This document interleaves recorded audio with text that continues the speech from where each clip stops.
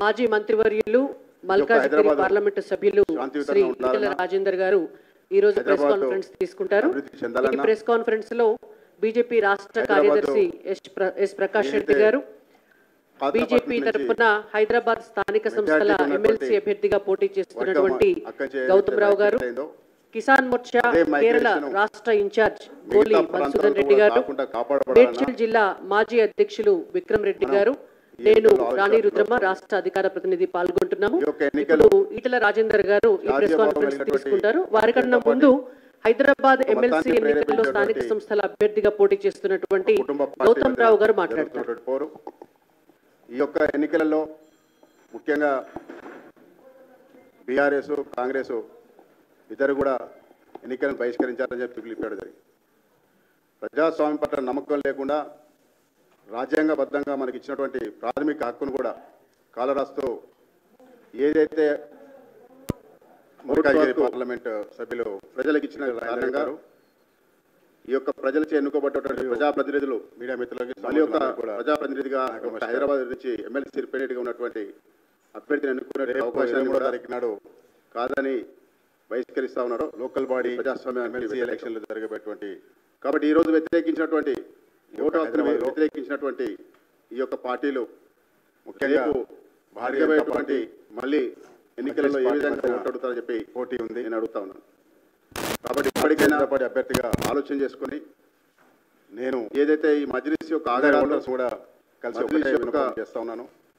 దురాగతమైనటువంటి చర్యలు అయితే హైదరాబాద్ లో జరుగుతుంది. మీ ద్వారా వాటిని అడ్డుకోవడానికి ఈ రోజు హైదరాబాద్ ప్రజల అభ్యర్థిని బలపరచాల్సిగా మరియు కోరుతా ఉన్నాను. హైదరాబాద్ ప్రజలుగా అనుకోబడ్డటువంటి ఏదైతే రేపు ఓటు వేయబోయేటువంటి జరగబోయేటువంటి ఎన్నికలలో ఒకటే ఓటు వేసేటువంటి ప్రజాప్రతినిధులు ఉన్నారో ఒక్కసారి ఈ యొక్క హైదరాబాద్ మీ ప్రాంతంలో శాంతియుతంగా ఉండాలని ప్రజలను హైదరాబాద్ ఈ ఓటు అభివృద్ధి చెందాలన్నా ఈ రోజు చాలా మంది హైదరాబాద్ ప్రజలు కోరుకుంటా ఉన్నారు. ఏదైతే మజ్లిస్ ను అడ్డుకట్ట నుంచి ఏదైతే ఎన్నుకున్నటువంటి ప్రజాప్రతినిధులు రేపు ఓటైతే మళ్ళీ మజ్లిస్ కనుక అధికారంకి వచ్చినట్టయితే అదే మైగ్రేషన్ మాకు ఇక్కడ జీవన విధానం కాకుండా కాపాడబడాలన్నా రాబోయేటువంటి తరానికి కూడా హైదరాబాద్ ఒక శాంతిగా జీవించే అవకాశం లేకుండా చేసినటువంటి ఈ యొక్క ఎన్నికలను కనుక వచ్చినట్టయితే భారతీయ ఆత్మ ప్రభుత్వాన్ని ప్రేరేపించేటువంటి ఎన్నికలు బహిష్కరించకుండా వచ్చి ఓటు వేయాలని చెప్పి మధ్యన జరుగుతున్న ద్వారా ఇక్కడ ప్రజల ఎన్నికలలో రేపు ప్రజాప్రతినిధులు ఓటు హక్కు వినియోగించుకోబోయేటువంటి బీఆర్ఎస్ కాంగ్రెస్ ఇద్దరు కూడా నమస్కారం ఎన్నికలను బహిష్కరించాలని చెప్పి పిలిపాడు. ప్రజాస్వామ్యం పట్ల నమ్మకం లేకుండా రాజ్యాంగబద్ధంగా మనకి ఇచ్చినటువంటి ప్రాథమిక హక్కును కూడా కాలరాస్తూ ఏదైతే ఓటు హక్కు ప్రజలకు ఇచ్చిన కారణంగా ఈ యొక్క ప్రజలచే ఎన్నుకోబడ్డటువంటి ప్రజాప్రతినిధులు మళ్ళీ ఒక ప్రజాప్రతినిధిగా ఒక హైదరాబాద్ నుంచి ఎమ్మెల్సీ రిప్రజెంటేటివ్గా ఉన్నటువంటి అభ్యర్థిని ఎన్నుకునేటువంటి అవకాశాన్ని కూడా కాదని బహిష్కరిస్తా ఉన్నారు. ఇది ప్రజాస్వామ్యానికి వ్యతిరేకం. కాబట్టి ఈ రోజు వ్యతిరేకించినటువంటి ఓటు హక్కును వ్యతిరేకించినటువంటి ఈ యొక్క పార్టీలు రేపు జరగబోయేటువంటి మళ్ళీ ఎన్నికలలో ఏ విధంగా ఓటాడుతారని చెప్పి నేను అడుగుతాను. కాబట్టి ఇప్పటికైనా ఆలోచన చేసుకుని ఏదైతే ఈ మజ్లిస్ యొక్క ఆగడాలు మజ్లిస్ యొక్క దురాగతమైనటువంటి చర్యలు అయితే హైదరాబాద్ లో జరుగుతున్నాయో వాటిని అడ్డుకోవడానికి భారతీయ జనతా పార్టీ అభ్యర్థిని బలపరచాల్సిగా నేను కోరుతున్నాను.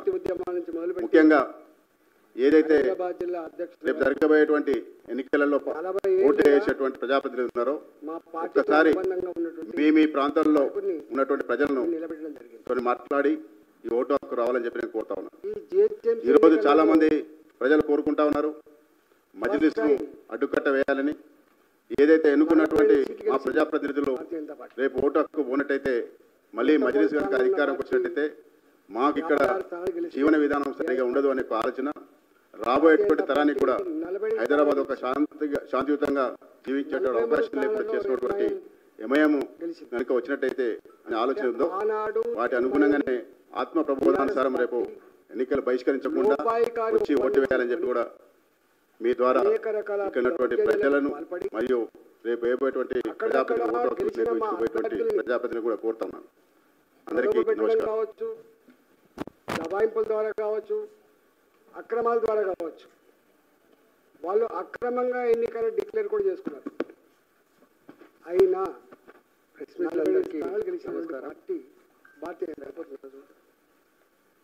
ఇక్కడ ఆనాడు కాంగ్రెస్ పార్టీ హైదరాబాద్ జిల్లాలో ఒకటో రెండో గెలిచింది తప్ప ఇక్కడ గెలవలే ఆ పార్టీ స్థానిక. కానీ మొన్న టీఆర్ఎస్ వాళ్ళు 14-15 మంది ప్రజల చేత ఎన్నుకోబడ్డటువంటి వాళ్ళు. నా 25 సంవత్సరాల రాజకీయ చరిత్ర కలిసి ఎన్నికలు జరగబోతాం. ఫస్ట్ టైం చూస్తున్నా ఒక రాజకీయ పార్టీ కార్పొరేటర్లు, ఎమ్మెల్యేలు కానీ కార్పొరేటర్లు కానీ ఎమ్మెల్సీలు ఎన్నికల్లో పాల్గొనకూడదు అని చెప్పి రాజ్యసభ సభ్యులు, ఎంపీ మొట్టమొదటిసారి చూస్తున్న అందరి ఓట్లతో అధికారంలో ఉన్న ఎన్నికల పార్టీ ప్రభుత్వం ఈ ఎన్నికల వచ్చిన వాళ్ళు కావచ్చు, వాళ్ళ కార్పొరేటర్లు కావచ్చు, మిత్రులు ఓట్లు వేయద్దని చెప్పి నిర్ణయించుకోవడం.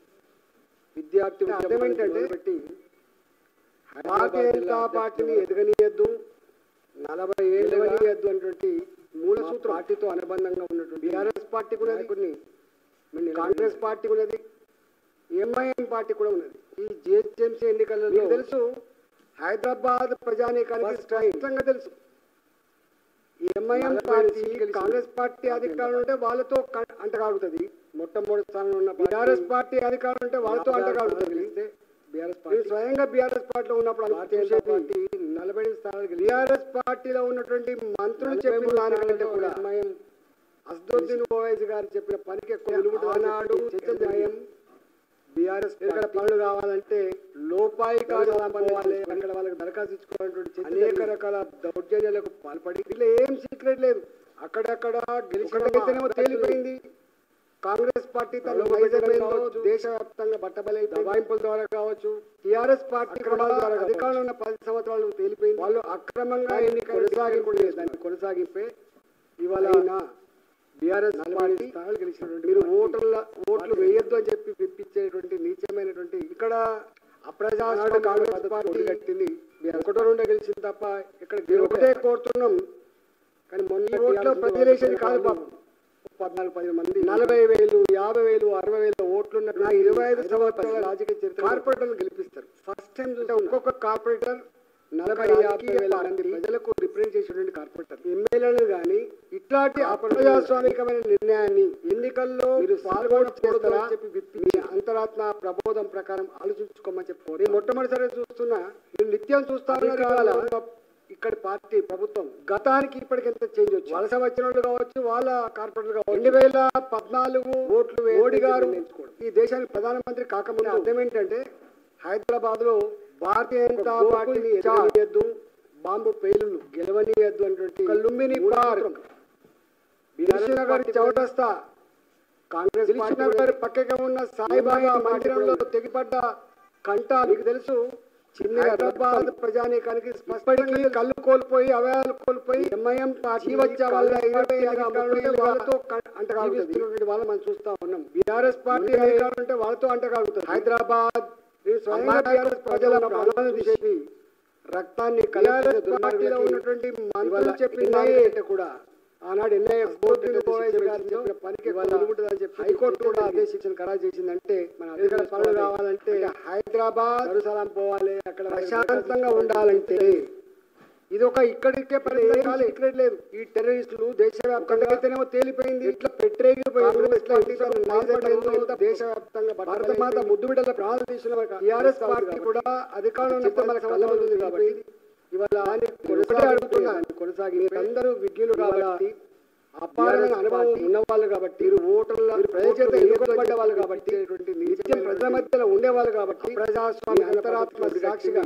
బీఆర్ఎస్ పార్టీ ఈ హైదరాబాద్ నగరం మేము ఒకటే కోర్టులో ఉండాలంటే రక్తం ప్రజలేసేది కాదు, బాంబుల మూతలు లేకుండా ఉండాలి, 40,000, 50,000, 60,000 లేకుండా ఉండాలంటే ఉండాయిదాలు లేకుండా గెలిపిస్తారు. భారతీయ జనతా పార్టీ ఒక్కొక్క కార్పొరేటర్ గౌతమ్ రావు 50,000 మంది ప్రజలకు రిప్రజెంట్ చేసేటువంటి కార్పొరేటర్.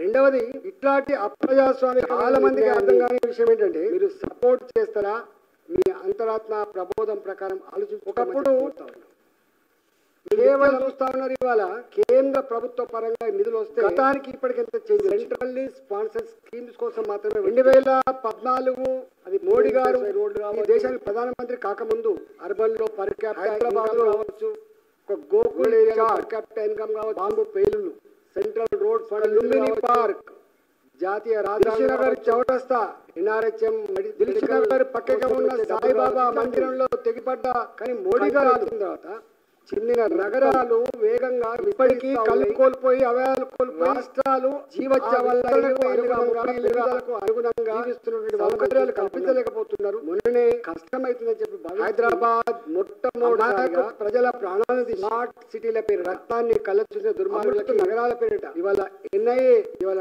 నేరుగా ఎన్ఐఏ శిక్ష నగరాలను అభివృద్ధి చేసి ఇవాళ హైకోర్టు కూడా ఆదేశించిన మోడీ గారి ప్రభుత్వం అవునాను కదా నేను అంటే హైదరాబాద్ ఇక్కడ ప్రశాంతంగా తెలంగాణలో ఇది ఒక ఇండియన్ మున్సిపల్ కార్పొరేషన్ ఉంటే ఈ టెర్రరిస్టులు 26 ప్రాజెక్టులకు గాను ఎట్లా 720 కోట్లు సాధించారు. ఎంత భారతమాత ముద్దు బిడ్డలే ఇక్కడ రెండో ఫేజ్ కింద మన కళ్ళ 2771 అడుగుతున్నా మీరందరూ నిధులిచ్చింది అపారమైన అనుభవం వాళ్ళు చాలా మందికి హైదరాబాద్ చేత ఎన్నుకోబడ్డ డెవలప్మెంట్ అంతా మధ్యలో ఉండేవాళ్ళు కాబట్టి సంబరపడతాను. కానీ అంతరాత్మ సాక్షిగా ఈ హైదరాబాద్ నగరం ఆరాం గారు ప్రశాంతంగా ఉండాలంటే ఆరాం గారు చౌరస్తాలో అంటే బాంబుల మోత అక్కడ ఉన్నటువంటి ఫ్లైఓవర్లు కావచ్చు వలస లేరు పాసులు కావాలంటే గుండాయిజాలు లేకుండా ఉండాలంటే ట్రాఫిక్ భారతీయ ఇబ్బందులు లేకుండా ఆ గౌతమ్ రావు వైపు అన్ని ఫ్లైఓవర్లకి నిధులు ఇచ్చింది రెండవది ప్రభుత్వం మాత్రమే.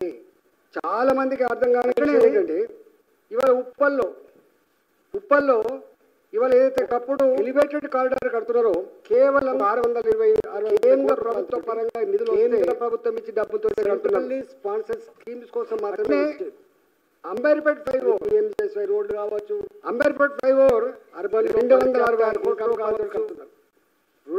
చెప్పిన ఆరాం గారు కావచ్చు శంషాబాద్ 6 వరుసల రహదారికి నిధులు కావచ్చు 83 కోట్ల రూపాయలు జాతీయ రహదారులు కావచ్చు ఇవాళ మీరు చూడండి ఎన్నికల కోసం వచ్చే డబ్బులు అవగాహన ఉంటుంది. కానీ మోడీ గారు పెళ్లి రైల్వే స్టేషన్ హైదరాబాద్ నగరాలు వేగంగా ఉన్నాయి. రాష్ట్ర రైల్వే స్టేషన్ ఆ విస్తరణకు 720 కోట్ల రూపాయలకు అనుగుణంగా కాచిగూడ రైల్వే స్టేషన్ లేకపోతున్నారు 450 కోట్ల రూపాయలు అని చెప్పి భావించి నాంపల్లి రైల్వే స్టేషన్ మూడుసారిగా 350 కోట్ల రూపాయలు స్మార్ట్ ఇవి కాకుండా ఇవాళ మీకు నగరాల పేరిట కొంపల్లి వైపు కట్టేటువంటి నేరుగా 900 కోట్ల విగ్రహాలను అభివృద్ధి చేసినటువంటి కొంపల్లి వైపు కొంపల్లి గారి ప్రభుత్వం ఫ్లైఓవర్లో గుర్తు చేయదలుచుకున్నాం. ఇక్కడ phase 1 LP Nagar 12 municipal corporation ఉంటే ఫ్లైఓవర్లు కావచ్చు 66 కానీ 700 కోట్లు 830,000 కోట్ల సంఖ్య రూపాయలతో ఇవాళ ఆరాం గారు ఉప్పల్ ఇక్కడ రెండో ఫేజ్ కింద 2,770 కోట్ల ఎలిమినార్ సైడ్ కట్టే ఇవన్నీ కూడా ఇవాళ కేంద్ర చాలా మందికి హైదరాబాద్ లోనే డెవలప్మెంట్ పార్టీ కానీ తప్ప అదంతా ఈ రాష్ట్రంలో ఆరాం గారు చౌరస్తా ఉంది జిహెచ్ఎంసి ఆరాం గారు చౌరస్తాలో కోట్ల రూపాయల అక్కడ ఉన్నటువంటి నగరం అండర్ పాస్ 7,000 కోట్ల రూపాయల ఇవాళ ట్రాఫిక్ లో కూరుకుపోయి ఇబ్బందులు లేకుండా ఆ అటువైపు అన్ని పోతుంది నిధులు ఇచ్చి హైదరాబాద్ నగరంలో ఏ కాంట్రాక్ట్ అయితే పనిచేసిందో ఆ కాంట్రాక్టర్లకు బిల్లులు పోతే తిరిగి ఎలివేటెడ్ కారిడార్ కడుతున్నారో మీరు 620 కాగితాలు కోట్ల రూపాయలు చేసినటువంటి పనులు కేంద్ర ప్రభుత్వం ఇచ్చి డబ్బుతో కడుతున్నారు. బ్యాంకులలో కుదోబెట్టండి అట్నే అప్పులు తెచ్చుకోండి. అంబేర్పేట్ ఫ్లైఓవర్ 6 నెలల వరకు మేము ఇంట్రెస్ట్ అంబేర్పేట్ ఫ్లైఓవర్ ఉండి 200 నెలల తర్వాత డబ్బులు మేము కట్టకపోతే మేమే ఇంతకుముందు చెప్పిన ఆరాం గారు శంషాబాద్ 6 వరుసల రహదారికి హైదరాబాద్ 83 కోట్ల రూపాయలు కార్పొరేటర్లకి ఇదంతా మీరు కళ్ళుంటే పోయి చూడండి. కార్పొరేట్ నేను మన మున్సిపాలిటీ మీటింగ్ అవగాహన ఉంటుంది మీటింగ్ పోయినా చెర్లపల్లి రైల్వే స్టేషన్ హైదరాబాద్ ఓ మున్సిపల్ రిపేర్ పైసలు లేవు. రోడ్లబాద్ రైల్వే స్టేషన్ 720 కోట్ల రూపాయలు దేనికి పైసలు లేవు. కాచిగూడ రైల్వే స్టేషన్ 450 కోట్ల రూపాయలు 1/3 రైల్వే స్టేషన్ తెలంగాణ 350 కోట్ల రూపాయలు జిహెచ్ఎంసీ కాకుండా మీరు అనుకున్నట్టుగా మీకు 10 లక్షల కొంపల్లి వైపు కట్టేటువంటి ఫ్లైఓవర్ ఇవాళ వచ్చిపోయే జనాభా 1000 కోట్లు ఇవాళ కోట్ల జనాభా కొంపల్లి హైదరాబాద్ ఉంటుంది మేడ్చల్ వైపు కట్టేటువంటి ఫ్లైఓవర్ ఖర్చు పెట్టే డబ్బెంత అని చెప్పి అడిగా. ఇక్కడ ఉన్నటువంటి ఎల్పీ నగర్ అయింది ఎల్పీ నగర్ అడొక 600 కనీసం మినిమం సౌకర్య సంగతి 10,000 కోట్ల రూపాయలతో అడుగుతున్నా. ఇవాళ ఆరాం నాకంటే ఉప్పల్ మీ కార్పొరేషన్ లో కుంపల్లి మీరు మరింత ఇబ్బంది ఇవన్నీ కూడా 300 కోట్ల కేంద్ర ప్రభుత్వ నిధులతో ఇక్కడ నడుస్తాను తప్ప లేకపోతే ఇక్కడ ఏమి ఒకటే ఇవాళ ఈ రాష్ట్రంలో హైదరాబాద్ ప్రజలకు జిహెచ్ఎంసీ తద్వారా 5,000 కోట్ల రూపాయల వీళ్ళ ముఖాలకు ఉన్నటువంటి నగరం ఈ ఎంఎంటీఎస్ 7,000 కోట్ల రూపాయలు పోయింది. రాష్ట్ర ప్రభుత్వ వాటా చెబితే సిగ్గుపోతుంది. రాష్ట్ర ప్రభుత్వం తన వాటా హైదరాబాద్ నగరంలో పూర్తిగా డబ్బులు 550 కోట్ల రూపాయలు ఆ కాంట్రాక్టర్లకు కేంద్ర ప్రభుత్వం కట్టకపోతే తిరగంగా కింద ఇవాళ 6,000 కోట్ల రూపాయల కాగితాలు మేము చేసినటువంటి పనులు యాదాద్రి వరకు విస్తరించి పనిచేస్తాం. బ్యాంకులలో కుదోబెట్టండి ఇవన్నీ మీకు కనబడతలేవు. మీరు అందరం తెచ్చుకోండి. 6 నెలల వరకు అంటారు ఇంట్రెస్ట్ 8 మంది పార్లమెంట్ కట్టుకోండి. మీరు ఏం తెచ్చి 6 నెలల తర్వాత డబ్బులు మేము కట్టకపోతే ఇంట్రెస్ట్ తో కడతామంటే సిగ్గుమైంది.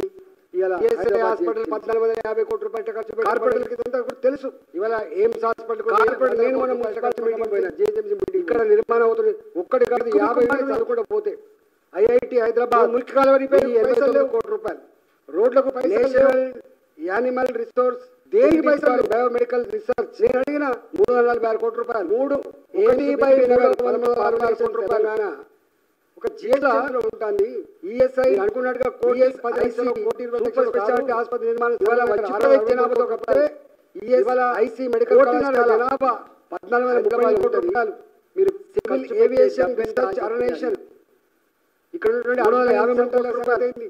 ఇట్లా ఇక్కడ 1,000 కోట్ల రూపాయలు మౌలానా ఆజాద్ చివరికి అడిగిన దానికి కూడా 105 కోట్ల రూపాయలు. నేను అడుగుతున్నా నాకంటే ఎక్కువ చెప్పుకుంటూ పోతే 100 మీ కార్పొరేషన్ ఫండ్ కింద కూడా మీరు నిధులు హైదరాబాద్ లో నిర్భయ ఫండ్ కింద కూడా మీరు మొన్న పెడతా గొడవ పెట్టంగా ఆడబిడ్డలకు లక్షలు ఇస్తా అంటే 153 కోట్ల రూపాయలు ఇచ్చి కొంచెం ఇంపార్టెంట్ వరకు వచ్చింది. పడిపోతుంటే కుతుబ్ షా టామ్స్ కూడా 97 కోట్ల రూపాయలు ఇచ్చింది. హైదరాబాద్ ప్రజలకు విజ్ఞప్తి చేస్తుంది. ట్యాంక్ బండ్ వద్ద పర్యాటకులు ఎవరైతే తిరుగుతున్నారో వాళ్ళు అనుకుంటున్నారు వీళ్ళ ముఖాలకు వీళ్ళు చేసిందని చెప్పి దానికి కూడా కేంద్ర ప్రభుత్వం ఇచ్చింది 45 కోట్ల రూపాయలు. ఎంఎంటీఎస్ లో ఇవాళ ఫేజ్ 1 ఎక్కడ ప్రభుత్వ వాటా ఉంటుంది కేంద్ర వాటా ఉంటుంది. ఇవాళ రాష్ట్ర ప్రభుత్వం తన వాటా కనబడ్డా పూర్తిగా డబ్బులు ఇక్కడ 553 కోట్ల కేంద్ర ప్రభుత్వం తప్ప కేంద్ర ప్రభుత్వం ఖర్చు చాలా తక్కువ. ఇది ఫేజ్ 2 కింద కూడా ఇస్తే చాలా 600 కోట్ల రూపాయలతో మీకు యాదాద్రి వరకు ఇవాళ పనిచేస్తుంది. ఇవన్నీ మీకు కనబడతలేవు 100 కోట్లు. బీఆర్ఎస్ పార్టీ ఇవాళ వాళ్ళు అంటారు 8 మంది పార్లమెంట్ సభ్యులు గెలిపిస్తే మీరు ఏం తెచ్చేమో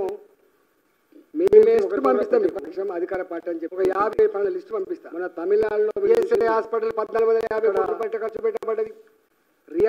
ఎయిమ్స్ హాస్పిటల్ కు 1,100 కోట్ల రూపాయలు ఒకసారి ఇక్కడ నిర్మాణం అవుతుంది. ఒక్కటి కాదు 50 చదవకుండా పోతే ఐఐటి హైదరాబాద్ మీటింగ్ పెడితే 1,089 కోట్ల రూపాయలు అంటే ఇంత national animal resource for biomedical research 340 కోట్ల రూపాయలు. ఎయిమ్స్ బీబీ నగర్ 1,366 కోట్ల రూపాయలు. మాట లేదు దాని విధానం లేవు. కానీ పిఎస్ఐ ఐసీ సూపర్ స్పెషాలిటీ ఆసుపత్రి నిర్మాణం వేగాన్ని తట్టుకోలేకపోతుంది. ఐసీ మెడికల్ కళాశాల భారతీయ జనతా పార్టీ 430 కోట్ల రూపాయలు ఆదరణ చూసి ఏవియేషన్ రీసెర్చ్ ఆర్గనైజేషన్ మీది కొట్లాడుకుంటున్నాను కానీ లోపల 353 కోట్ల రూపాయలు. నేను ఒకటే 1,000 కోట్ల రూపాయలు. మౌలానా ఆజాద్ నేషనల్ ఉర్దూ యూనివర్సిటీ చివరికి దానికి కూడా 105 కోట్ల రూపాయలు. మజ్లిస్ పార్టీ ఇట్లా చెప్పుకుంటూ పోతే 100 ఉన్నాయి. నిర్భయ ఫండ్ కింద కూడా కుటుంబ హైదరాబాద్ లో నిర్భయ ఫండ్ కింద కాంగ్రెస్ పార్టీ కెమెరాలు కుటుంబ పార్టీ ఆడబిడ్డలకు లక్షలు ఇస్తా అంటే 123 కోట్ల రూపాయలు ఇచ్చింది. భారతీయ జనతా పార్టీ మాత్రమే పడిపోతున్న టామ్స్ కోసం కూడా ప్రజలందరికీ 7 కోట్ల రూపాయలు ఇచ్చింది. ఇవాళ ఒక ఛాయ్ అమ్ముకునేటువంటి ట్యాంక్ బండ్ ఏరియాలో ఇవాళ పర్యాటక మంత్రి అనుకుంటున్నారు ఇక్కడ రాష్ట్ర ప్రభుత్వం చేసిందని చెప్పి దానికి కూడా కేంద్ర ప్రభుత్వం 45 కోట్ల. దుర్మార్గులు అంటే వీళ్ళు ఇవాళ ఇవాళేమో ఓట్లేదని చెప్పి ఎక్కడ వెలుగులు వెలిగి ఓడిపోతామని కూడా మురుగుల రోడ్లు నున్న కనబడ ఆదివాసి అడవి బిడ్డ కనబడ్డ కేంద్ర రాష్ట్రపతి అభ్యర్థిగా పెడితే ఇక్కడ వీళ్ళు తక్కువ. ఇది మీకు ఓడించాలని చెప్పి చాలా పెట్టింది. అట్లనే మొన్న ఇవాళ మా రామ్నాథ్ కోవింద్ పార్టీ వారు నిలబడినప్పుడు కూడా కాంగ్రెస్ పార్టీ ఒక దళిత బిడ్డ ఒకవైపు ఏమో ఆయన మీద కూడా పెట్టిండ్రు. మేమే ఒకటి ప్రతిపక్షం అధికార పార్టీ బయటికి చెప్పేది ఒకటి, మన తమిళనాడులో చూసి వీళ్ళంతా అక్కడ తాను ముక్కలు రియాలైజేషన్ జనరల్ ఆలోచించాలి. ఇవాళ బెంగాల్ ఏం జరుగుతుంది జరుగుతా ఉన్నారు, వర్క్ మీద మాట్లాడుతున్నారు. దానికోసం ఇలా హైదరాబాద్ నగరంలో అంటే ఎంత బాధ్యత అండి, వేల కేంద్ర ప్రభుత్వం ఇప్పటి వరకు వేల కుటుంబాలు జైరాబాద్ నుంచి వస్తారు, గ్రామాల సంబంధించి అన్యాయం సారని చెప్తున్నారు. మాటలు విధానాలు లేవు, సాగు చేసుకునే పూజలు కావచ్చు, కట్టడాలు కావచ్చు, 40 ఏళ్ళుగా వేగాన్ని కట్టుకోలేకపోతున్న అనిలు కావచ్చు,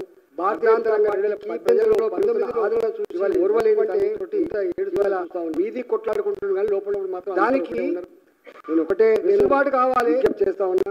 ఆ ప్రజలకు న్యాయం జరగాలని చెప్పి ఇక్కడ చేస్తే ఇవాళ చట్టానికి వ్యతిరేకంగా ఎంత హల్లా చేస్తుంది. మజ్లిస్ పార్టీ అదొక కుటుంబ పార్టీ, ఇవన్నీ చెల్లవు. బీఆర్ఎస్ పార్టీ ఆటలు కుటుంబ పనులకు భయపడేది కాదు. కాంగ్రెస్ పార్టీ అదో కుటుంబ పార్టీ ఫిలాసఫీ, వీళ్ళ ప్రాణాన్ని కాంగ్రెస్ చేసి మాకు భారతీయ జనతా పార్టీ లేనప్పుడే 2000 ప్రజాస్వామ్యంలో విశ్వాసం one nation one election propose చేసేందరికీ మా కమిట్మెంట్. ఇవాళ ఒక ఛాంప్ కొనేటువంటి సీట్ల కంటే ఓట్ల కంటే ప్రధానమంత్రి చేయగలిగినటువంటి పార్టీ భారతీయ జనతా. దానికి నిదర్శనం 1980లోనే మా ఇవాళ మేనిఫెస్టో. ఎంతో దుర్మార్గులు అంటే వీళ్ళు వన్ ఎలక్షన్ వీళ్ళు ఇవాళేమో పెట్టుకున్నాం, ఓడిపోతామని తెలిసి కూడా మురుగు గారి మీద పెట్టుకున్నాం. ఒక ఆదివాసి అడవి బిడ్డ భారతీయ జనతా పార్టీ విజ్ఞప్తి చేస్తున్నా, రాష్ట్రపతి అభ్యర్థిగా పెడితే వీళ్ళు గత ప్రభుత్వం ఏం చేసింది ఓడించాలని చెప్పి వేరే వీళ్ళు చూస్తూ ఉన్నారు. కాబట్టి చూస్తా బొందల మొన్న బాధ్యత కలిగి ఉన్నాం కాబట్టి మా ప్రజల మీద నమ్మకం ఉంచి రామ్నాథ్ కోవింద్ గారు కాబట్టి వారిని కూడా వృధా చేయకుండా దళిత బిడ్డ మళ్ళీ బాంబు బ్లాస్ట్ లేకుండా బయటికి లేదు ఒకటి ఒకటి లేకుండా ఈ నగరాన్ని ప్రశాంతంగా ఉంచాలి. కార్పొరేటర్లారా మీరు ఆలోచిద్దాం. రావు గారిని ఇవాళ బెంగాల్ ఏం జరుగుతుందో చూస్తున్నాం మనం. ఇవాళ వర్క్ మీద మాట్లాడుతున్నారని ఇలా హైదరాబాద్ నగరంలో ఆడబిడ్డల్ని కొన్ని వేల కుటుంబాలు కన్నీళ్ళు పెడతా ఉన్నాయి. ఇలా వేల కుటుంబాలు జైరాబాద్ నుంచి వస్తారు, మైనార్టీ సోదరులు గ్రామాల వర్క్ మీద డిక్లేర్ చేసి అన్యాయం సారని చెప్తున్నారు. 100 సంవత్సరాల క్రితం నుంచి వెళ్ళి సాగు చేసుకున్న భూములు కావచ్చు, 100 ఏళ్ల క్రితం కట్టుకున్న కట్టడాలు కావచ్చు, 40 ఏళ్ళుగా 50 ఏళ్ళుగా కొనుక్కొని ఇల్లు కట్టుకున్న అనిలు కావచ్చు, అర్ధాంతరంగా 2018లో 19లో వర్క్ అంటే ఎంత ఏళ్ళు చూస్తా ఉన్నాం. బెంగాల్ ఏం జరుగుతుంది అలా అర్థమైంది. దానికి వెసులుబాటు కావాలి, ఆ ప్రజలకు న్యాయం జరగాలని చెప్పి ఒక చట్టం చేస్తే ఇవాళ 40 వ్యతిరేకంగా ఎంత హల్లా చేస్తుంది మీరు చూస్తా ఉన్నాం. కాల్పుల ఇవన్నీ చెల్లవుదాలు లేని ఆటాకు తప్పులకు భయపడేది కాదు భారతీయ జనతా పార్టీ. ప్రతి నిత్యం బుల్లెట్ల గాయాలతో ఫిలాసఫీ ప్రాణాలు పోగొట్టుకున్న దేశ హితాన్ని అరిచేతిలో పెట్టుకుని చౌబాగులో ఎంపీలు లేనప్పుడే 1980లో చట్టం one nation one election propose చేసే దేశం ఒకే చట్టం పెట్టింది చేయలే. అంటే మాకు ఇవాళ భారతీయ జనతా పార్టీ ఓట్లకనే జమ్మూ అండ్ కాశ్మీర్ భారత్లో భాగమని చెప్పి 80లో కన్నెత్తి కూడా చూద్దని చెప్పి ఇవాళ భారత్ ఎట్లా అభివృద్ధి జమ్మూ అండ్ కాశ్మీర్ అట్లా అభివృద్ధి చెందుతా ఉంది. 23 భారతీయ జనతా పార్టీ రాజ్యాంగ సవరణ చేసిన భారతీయ జనతా పార్టీ గెలిచిన ప్రభుత్వంలో ఉంటే దేశ హితాన్ని ప్రభుత్వం ఏం చేసింది, ఈ ప్రభుత్వం ఏం చేసింది, దేశం ఇచ్చిన కోరలు చూస్తూ ఉన్నారు. కాబట్టి చూస్తా బొందల పడకుండా బాధ్యత కలిగి ఉన్నాం. కాబట్టి ప్రజల మీద నమ్మకం ఉంచి విశ్వాసం ఉంచి ఓట్లేసినారు. కాబట్టి మీ ఓటు వృధా చేయకుండా మళ్ళీ సాయిబాబా బాంబు బ్లాస్టులు లేకుండా, దిల్సుఖ్నగర్ బాంబు బ్లాస్టులు లేకుండా, గోకుల్ చాట్ ఎగిసిపడ్డ మాంసం ముద్దలు లేకుండా ఈ నగరాన్ని ప్రశాంతంగా ఉంచాలంటే మీరు గౌతమ్ రావు గారిని భారతీయ జనతా పార్టీకి ఓటు వేసి 10 సంవత్సరాల దేశ ఐక్యతని ఏం చేసింది, దేశ సమగ్రతని, దేశంలో ఆడబిడ్డల్ని కాపాడాలని చెప్పి నేను విజ్ఞప్తి చేస్తున్నాను. నేను స్వయంగా అసెంబ్లీలో చివరి ఉపన్యాసం అనుకుంటా వాళ్ళకి ఇట్లే మేము 1,00,000 కోట్లు ఇచ్చినాం, 3 లక్షల కోట్లు ఇచ్చినాం, కేంద్రం ఇచ్చింది గుర్తున్నా అని చెప్తే నేనే లెక్కలు చెప్పాను. రైల్వేస్ ఎంత ఖర్చు పెట్టి మతోన్మాద పార్టీల్లో నేషనల్ హైవేస్ కానీ ఖర్చు పెట్టింది. గట్టిగా మాట్లాడడం తెలుస్తుంది. నేను అలా ఉన్నా కదా. భారతీయ జనతా పార్టీ ఏం కోరుతుంది అంటే పార్టీలు ఏం కోరుతుంది, మా బెంగాల్ ఏం జరుగుతుంది అలా అర్థమైతే నిజం లేదు. ఇప్పుడు కూడా ఏం జరిగింది దేశంలో ఇక్కడ 45 సంవత్సరాల అధికార పార్టీ కాంగ్రెస్ పార్టీ కేంద్రం ఒక రూపాయి కూడా అదనంగా కాల్పుల కొని శబ్దాలు లేని వాళ్ళకి ఇక్కడే జమ్మూ అండ్ కాశ్మీర్ లేదు. కొన్ని నిత్యం బుల్లెట్ల గాయాలతో కేంద్ర ప్రభుత్వమే చేయాలి. ప్రాణాలు పోగొట్టుకున్న సైనికులు కొంతమంది, ప్రాణాలు అరిచేతలు పెట్టుకుని చావు ప్రభుత్వమే చేయాలి. వచ్చిన సైనికులు కొంతమంది ఒకే దేశం అంటే కేంద్ర ప్రభుత్వమే చేయాలి. ఒకే దేశం కేంద్రానికే ఉంటాయి, చేయలే.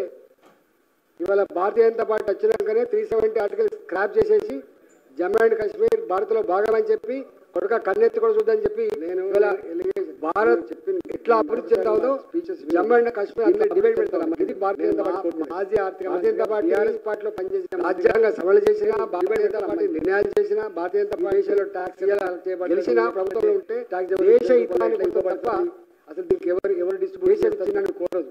కేంద్ర ప్రభుత్వం చేయదండి. ఇదంతా 15th ఫైనాన్స్ కమిషన్ చేస్తుంది, 14th ఫైనాన్స్ కమిషన్ చేస్తుంది, గుర్తుపెట్టుకోండి. ఇప్పటిదాకైతే గప్పుడే పోయి వచ్చినప్పుడు 1,00,000 కోట్లు 2,00,000 కోట్లు అంటే ఇప్పటికైతే ఏం కనపడలేదు. ఈ 1,00,000 కోట్ల గురించి పక్కన పెట్టు, 2,00,000 గురించి పక్కన పెట్టు. ఉన్న ఉద్యోగాలు పోతున్నాయి, జీతాలు వస్తలేవు. జీతాలు పెట్టి చాలా లేకపోతే నేను చెప్పడం కాదు, ఆయన చెప్పింది కదా సిద్ధంగా ఉన్నాం. ఆర్థిక వ్యవస్థ సంబంధాల భారతీయ జనతా పార్టీ ఏం చేసి వారి మాటల్లో చెప్పాలంటే 74,000 కోట్ల రూపాయలు మేము ఖర్చు పెట్టలేకపోయినాము. అసెంబ్లీలో సిఆర్టీ ఉపన్యాసం అనుకుంటా 1,00,000 కోట్ల 70,000 కోట్లు ఖర్చు పెట్టకపోతే 3 లక్షలు ఇవాళ పెట్టిన మళ్ళీ 3,04,000 కోట్లలో ఎంత ఖర్చు చెప్పిన మళ్ళీ కదే రైల్వేస్ ఎంత ఖర్చు పెట్టింది, ఇవన్నీ నేషనల్ హైవేస్కి ఎంత ఖర్చు పెట్టింది. గట్టిగా మాటలు మాట్లాడడం నేను ఉన్నాను, నేనే వాళ్ళని నమ్మకం. సమాచారం ఇస్తారు కదా, సమాచారం ప్రిన్సిపల్ ఉన్నా 25 ఏళ్ళు ఉన్నా సిస్టంలో. పరిచయం ఉన్న ఐఏఎస్ ఆఫీసర్ లేదా కూడా ఇలా పరిచయం ఉన్న ఐపీఎస్ ఆఫీసర్ లేదా దాని గురించి చెప్పాలంటే టైం. వాళ్ళ దేశ పౌరులు కాదు, కేంద్ర ప్రభుత్వం వాళ్ళ గడుపు మండదు. జరుగుతున్న అన్యాయం సమాచారం ఆయనకి అప్పుడు మళ్ళీ ఇక్కడే వచ్చే సమాచారం ఎప్పుడు అధికారులు ఇస్తారు. కొన్ని డిపార్ట్మెంట్స్ ఉన్నాయి, ఇప్పుడు రైల్వేస్ ఉన్నది, ఏం కాలం ప్రభుత్వమే చేయాలి. ఇదంతా ప్రజలకు సంబంధించి ఏం కార్యం ఉండదు. దొంగ లెక్క ప్రభుత్వమే చేయాలి. ఇచ్చిన జీవోలు బయట కేంద్ర ప్రభుత్వమే చేయాలి. కొన్ని బాధ్యతలు కేంద్రానికే ఉంటాయి.